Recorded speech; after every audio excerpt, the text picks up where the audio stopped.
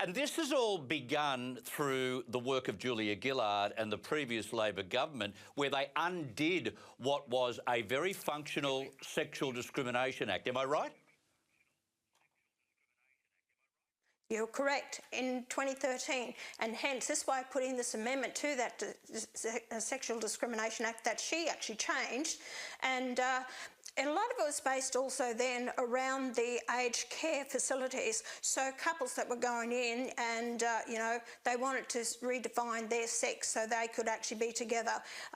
It was just ridiculous, Chris, where it's gone now. It's gone too far, it's over the top, and the Greens are so damaging to this country and they are Marxists. They really are. Yep. They're socialist Marxists, and the Labor are not far behind them. And the Labor play on the Greens to push their agenda. Well, I tell you what, Chris, I'm not finished with this. And I'm going to give them hell from now to the next election, because what they did to me today by shutting it down on the first reading, to deny me that right at first reading, they don't even want to have it discussed on the floor of Parliament. This is the second time. Only 3 times have they ever denied members of Parliament the right for first reading.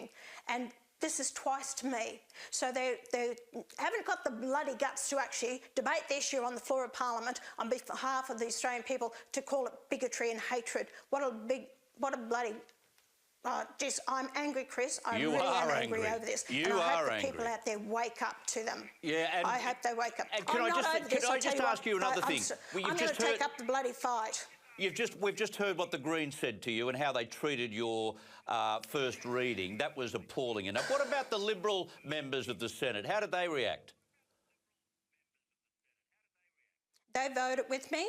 You know, they said they couldn't deny, you shouldn't be denying anyone the right to the first reading, that they don't do it. Even bills that the Greens or anyone else put up, we allow for it to go through on the first reading. Then you allow it to be debated on the floor of Parliament. They didn't even want it to be debated on the floor of Parliament, because they said, oh, these people have got feelings out there. We can't hurt their feelings. What a load of bunkum that is. What about the women out there? Yeah. I say every time I hear this rubbish, I get a slap in the face. Or when I walk past in the terminals and I see, you know, for mixed, for people can actually go into these mixed toilets and all the rest of it. Well, how much of a disgrace is that?